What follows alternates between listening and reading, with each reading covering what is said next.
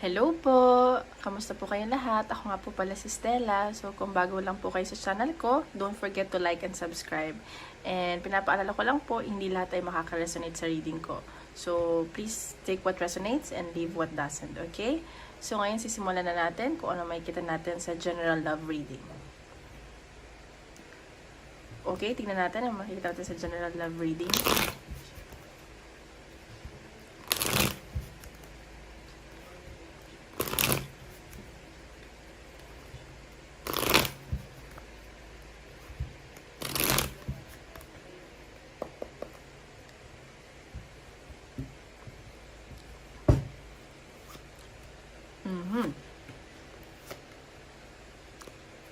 Okay. So, ang nakikita ko dito, some of you, you guys are feeling broken, tsaka nag-overthink kayo. Kasi parang may affected na bata dito sa connection nyo. And, nakikita ko may pag-aaway dahil sa masasakit na salita. And, may nakikita din akong selosan at insecurity. It's either kadil nyo or is mas bata sa inyo or kababata nyo. And nakikita ko rin dito may temptation. Ganun. Tsaka may nangyaring third party sa nakaraan, alam mo yun, or paghihinala na may third party, so nauwian siya sa walang pag-uusap. Ganon yung nakikita ko. So, tignan natin sa side ng person mo, yung energy ng person mo. Tignan mo yung person mo. Okay?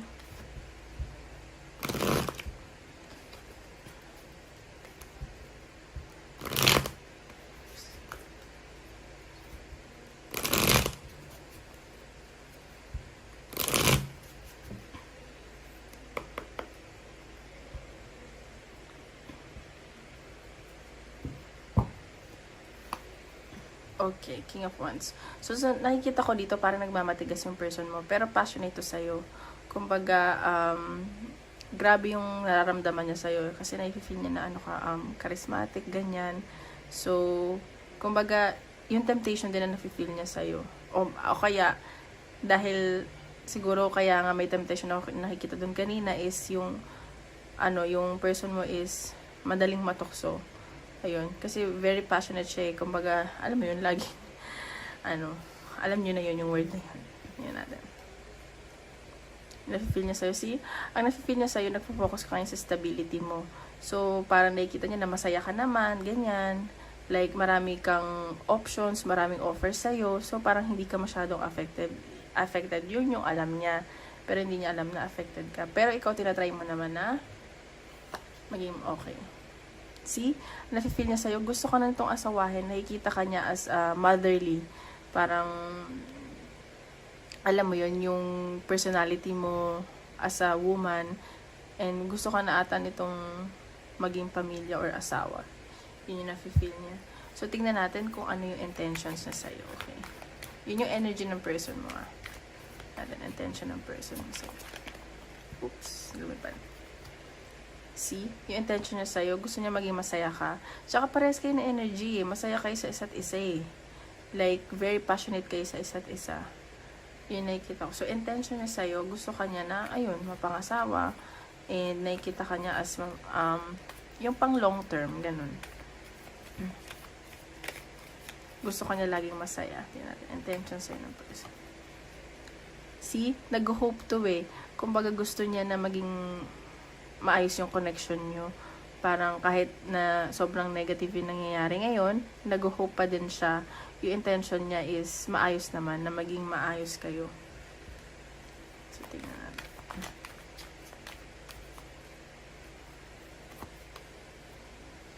See? So, parang nakikita ka niya na na hayahay, yung free ka, ganun. Tapos, pero ayaw mo na din magpaloko dito. So, intention niya talaga na mapasayo ka. Ay, mapakanya ka. Kasi parang, alam mo yung parang hirap ka daw niya. Parang hirap siyang kunin ka, hulihin ka, ganun. Ganyan na nasa sense ko. So, tingnan natin ano pwede niyang gawin sa connection niya. Shuffle natin. Pagawin niya sa connection niya. Move ko lang ito dito.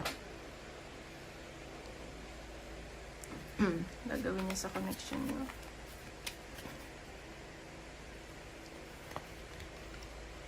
Okay. So, nakikita ko dito, gagawin niya ang lahat para makuha ka. So magiging toxic siya, para magiging siyang, possessive. Mag-ingat ka lang kasi parang, mo to, yung temptation talaga nakikita ko, gagawin niya lahat. Alam mo yun, handa siyang magpaka, mo yun, wild or something like that para makuha ka. Gusto ka talaga niya makuha. Gano'n. Ayan. So, nakikita niya kasing lumalayo ka kasi may bagong opportunity sa'yo. Pero hahabulin ko na itong taong to. Nakikita ko hahabulin ka niya. Kahit lumayo ka. Ganun. Natin gagawin niya. See? Mag-iisip to ng kung paano kanya kakausapin, yung communication. Sobrang nag-i-overthink to sa'yo. See, mahal ka niyan. Nag-meditate lang yan ngayon. Titignan niya paano. Sobra yung pag-iisip niya sa'yo. So, tingnan natin yung energy mo. Guys, pwedeng baliktad yung energy, So, tingnan natin yung energy mo.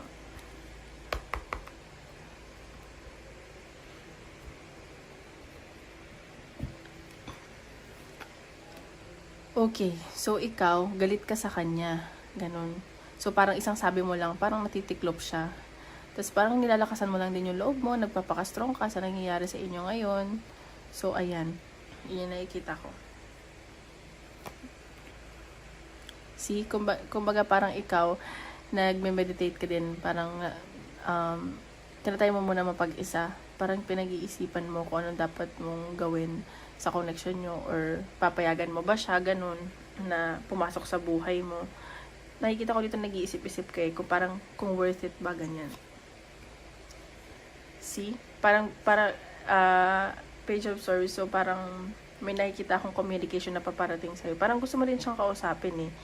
Pero gusto mo maging maayos yung outcome ninyo ng communication yung dalawa. Ganun. So, tingnan natin. Intention mo. Intention mo.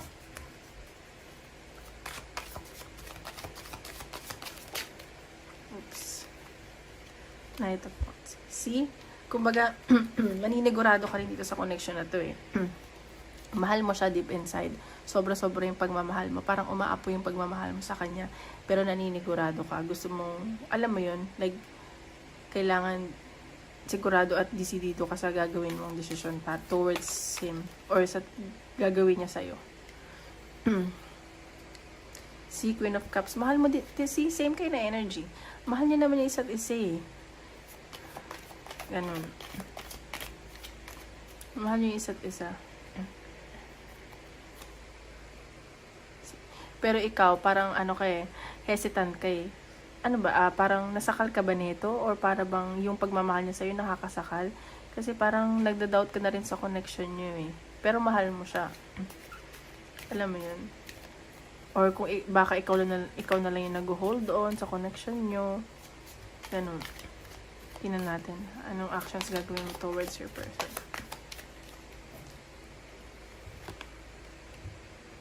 Si Six of Wands. So, ikaw, actions towards him, parang papakita mo sa kanya na bahala ka dyan, maraming nagkakagusto sa akin. Ganon. And, marami naman talaga siya nagkakagusto. Tapos may nakikita din akong travel sa'yo. Baka mag-travel ka papunta sa kanya o magta-travel siya papunta sa'yo. Hindi rin ito hahayaang mapunta ka sa iba. Yun yung nasa-sense. Gagawin mo. See judgment. So, may titimbangin ka dito. May ibabalanse ka. So, titignan mo kung worth it ba na ipaglaban siya o papasukin sa buhay mo or hindi.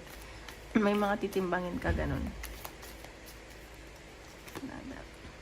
See? Ayaw mo na ulit magpaloko. So, parang ayan o, Five of Cups. May nafe-feel akong panghihinayang sa'yo or ayaw mo manghinayang in the future. So, ayun lang ang sa energy mo. So, maging matalino ka. Para magiging matalino ka dito. Parang hindi ka magpapakaisip bata. Ganun. So, tignan natin anong gusto mong sabihin sa'yo ng person mo.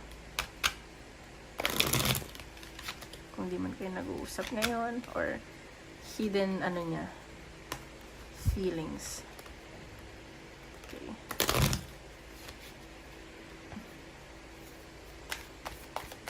Hidden feelings ng person mo. See? masaya siya kapag malapit siya sa'yo, nakikita ka niya, ganun. Parang nawawala yung mga problema niya.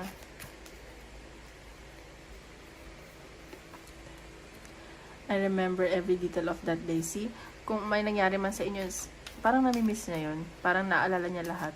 And chine-cherish niya yung mga moments na nagkasama kayo together. See, I know that I crossed the line with you. So, ano siya eh, tawag dito, parang nawala yung respeto niya sa'yo. Ganun. Yun ang nakikita ko. Parang, alam mo yun, hindi kanya nirespeto. So, nagsisisi naman siya. Alam naman niya yung ginawa niya. Tingnan natin, sabihin ng universe. Universe.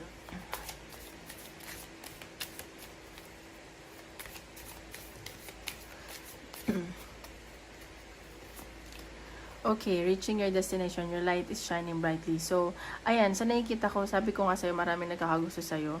So, papunta ka na sa, sa point na parang iisipin mo na yung sarili mo kaysa sa ibang tao.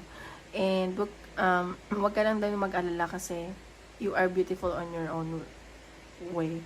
So, parang, kahit anong gawin mo, like, kahit na down ka man, magiging positive ka, parang may appreciate ka pa rin ng mga tao. Parang na-appreciate ka na din ng person mo ngayon na dati hindi ka niya na-appreciate. So, tingnan pa natin. View from above. Get the big picture. See? So, sinasabi dito na parang tingnan mo muna. For example, like, kung papapasokin mo siya sa buhay mo, worth it ba? Kung ano ba magiging future mo sa kanya. And, alam mo yun, parang nowadays, ang isipin natin, hindi lang tayo magde-date dahil gusto natin. Kailangan pang matagalan. So, tingnan mo kung ano magiging future mo sa kanya, magiging maganda ba or hindi. Discovering the truth. You stand in the light of truth. See? Pinapakita dito, alamin mo yung totoong intention niya sa'yo. Pero sa pinapakita dito, mahal ka naman ang taong to. Pero siguro doon mo muna, kilalanin mo muna siya. Kasi mahirap yung, sa huli yung pagsisisi. Alam mo yun? Kasi parang, kailangan maging honest siya sa'yo. Alamin mo lahat ng totoo na kung ano bang intention niya, ganun. Tingnan pa natin.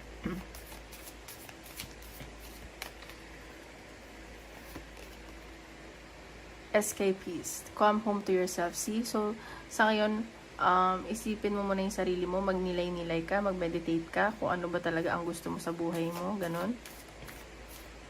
Kumbaga parang, syempre, nasanay ka na sa kanya, or, alam mo yun, kasi minsan pag nasasanay tayo, natatakot tayo mawala isang tao. So, ngayon, maging komportable ka daw muna sa sarili mo.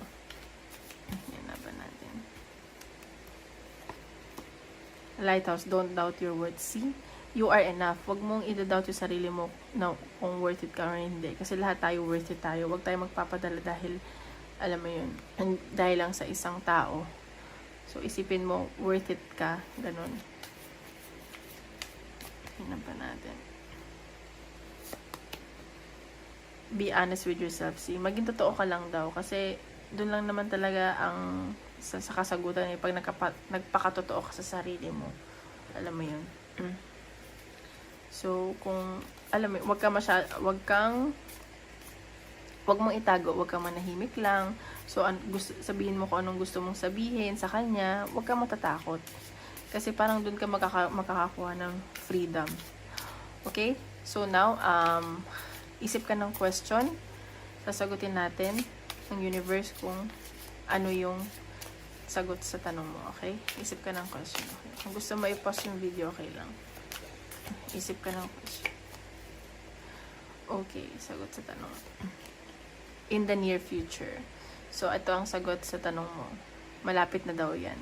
Kung ano man yung tinatanong mo, so malapit na daw yan. So, ayun lang po. Maraming salamat po. Tomorrow ulit. God bless. Bye-bye. And guys, nga pala, kung gusto niyo magpa-private reading, message nyo lang ako dito sa Facebook, nasa description box below. Thank you. Bye-bye.